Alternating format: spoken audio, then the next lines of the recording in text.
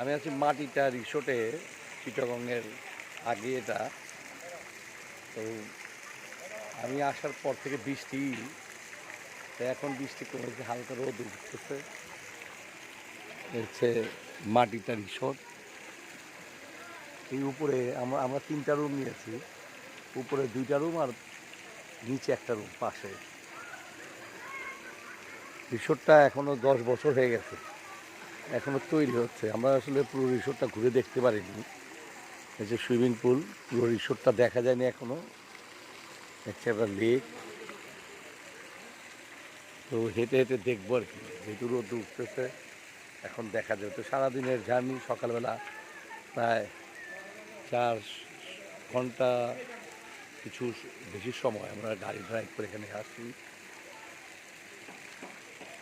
এরপর তো রিসোর্টে রুম দেওয়ার কথা দুপুর 1টায়, তো ওরা আমাকে আগেই দেয় রুম, 11টার দিকে ওরা রুমটা দিয়ে দেয়।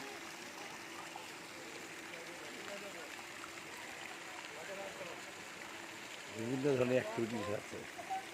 আমার শ্যালক, জিয়া এবং আমার নাতনি ফারিজা গোসল করতেছে।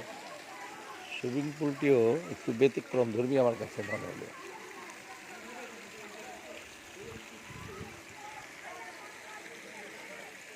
এই হচ্ছে মাটিটা রিসোর্ট, চট্টগ্রাম।